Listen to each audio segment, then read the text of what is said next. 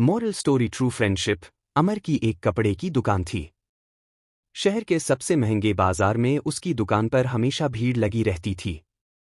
उसके पास पैसे की कोई कमी नहीं थी। महंगी गाड़ी, आलीशान बंगला जिसमें वह अपने परिवार के साथ रहता था।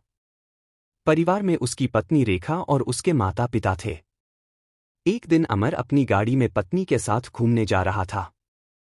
वह एक हिल स्टेशन पर पहुंच जाता है। होटल में उसका कमरा बुक था। वह काउंटर पर पहुंचता है और कमरे में उसकी बुकिंग के बारे में पूछता है। अमर काउंटर रजिस्टर में साइन करता है, तभी मैनेजर एक वेटर को बुलाता है। मैनेजर उससे कहता है, साहब का सामान तीसरी मंजिल पर कमरा नंबर 306 में रख आओ। वेटर सामान लेकर आगे आगे चल देता है। अमर और रेखा दोनों उसके पीछे पीछे चल देते हैं। लिफ्ट से होते हुए वे सभी कमरे में पहुंच जाते हैं। कमरे में सामान रखकर जब वेटर वापस जाने लगता है तो अमर उससे कहता है, सुनो ये लो टिप। अमर 100 रुपए निकालकर वेटर की ओर बढ़ा देता है। लेकिन यह क्या, वेटर पैसे न लेकर वापस जाने लगता है। अमर उसे रोकता है। अमर उससे कहता है, अरे ये हम अपनी खुशी से दे रहे हैं, रख लो, तुम्हारे मैनेजर से हम कुछ नहीं कहेंगे। वेटर चुपचाप पैसे अपनी जेब में रख लेता है। तभी अमर उसे रोकता है। अमर कहता है, तुम राकेश हो ना। वेटर ने कुछ नहीं बोला, वह चुपचाप वहां से चला गया। तभी रेखा अमर के पास आई और बोली, क्या बात है, आप कुछ परेशान लग रहे हो और वेटर से क्या बात कर रहे थे।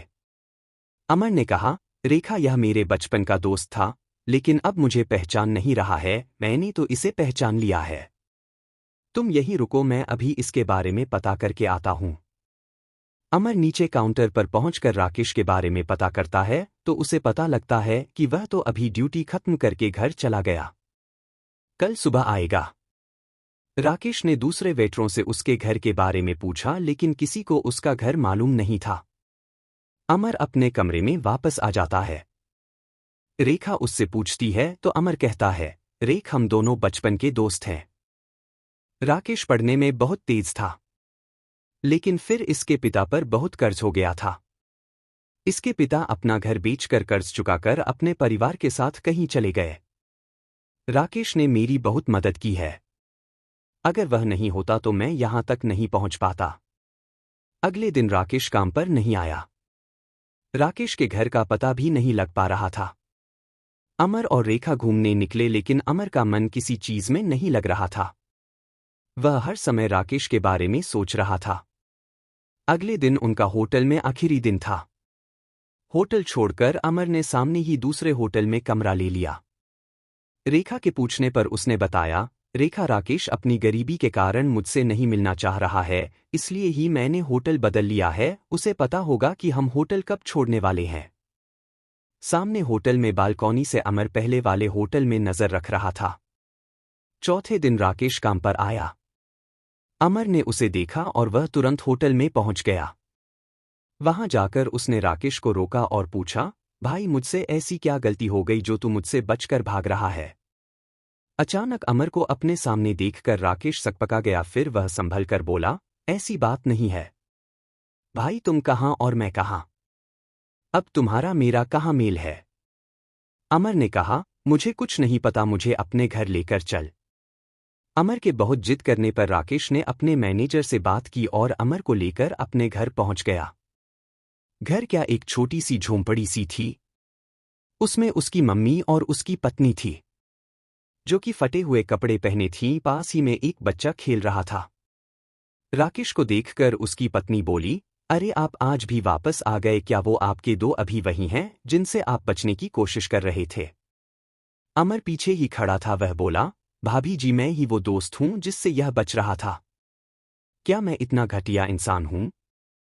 क्यों माजी अपने भोला बेटे को भूल गई? राकेश की बूढ़ी मां ने चश्मा लगाकर ध्यान से देखा तो उनकी आंखों से आंसू निकल आए। अरे बेटा, मैं और राकेश तुझे हमेशा याद करते हैं। कभी कभी अखबार में तेरी दुकान का इश्तहार छपता है, उसमें तेरी फोटो देखकर ये तुझे बहुत याद करता है। अमर ने कहा, अरे तुम लोग इतनी परेशानी में हो क्यों भाई, तू मुझसे मिलने क्यों नहीं आया? राकेश ने अपने आंसू पोंछते हुए कहा, भाई मुझे लगा तू मुझ गरीब को पहचानेगा या नहीं, वहां कहीं तूने मेरी बेइज्जती कर दी तो मेरा जीना मुश्किल हो जाएगा। तभी राकेश की पत्नी बोली, भैया इनकी कोई गलती नहीं है, आप ही देखो हम किस हाल में हैं। ऐसे में तो अपने भी मुंह मोड़ जाते हैं। इन्हें इसी बात का डर था। खैर आप बैठो, मैं आपके लिए चाय बनाती हूं। अमर बोला, चल अपना सामान बांध ले, मेरे साथ चल, दोनों भाई मिलकर दुकान चलाएंगे। मेरी 3 दुकानें हैं जो मुझसे नहीं संभल रही हैं। राकेश ने कहा, नहीं भाई मैं ठीक हूं, तुझे मैं आज भी याद हूं, यही बहुत है। अमर ने उसे डांटते हुए कहा, तेरा तो मुझे पता नहीं, लेकिन अपनी माँ और भाभी को मैं इस हाल में नहीं देख सकता, मैं इन्हें ले जा रहा हूं, तेरा मन हो तो आ जाना। राकेश मना करता रहा लेकिन अमर नहीं माना। वह बोला, जानता है तूने बचपन में मेरी कितनी मदद की है, मैं कितना गरीब था, मेरे पास किताबें खरीदने के पैसे नहीं होते थे। तूने मुझे अपनी किताबें दी और स्कूल में इसी बार पर तेरी कितनी पिटाई होती थी। आज मैं जो कुछ भी हूं तेरी वजह से हूं। वैसे बाबूजी कहाँ गए? राकेश बोला, भाई वो तो गांव छोड़ने के 6 महीने बाद ही खत्म हो गए। उन्हें लग रहा था उनकी वजह से उनका परिवार मुसीबत में है, तब से हम ऐसे ही गुजर बसर कर रहे हैं। अमर उन्हें सामान बांधने का बोलकर वापस होटल आया और रेखा को सारी बात बताई। रेखा बहुत खुश हुई, उसका पति अपने दोस्त की मदद कर रहा है।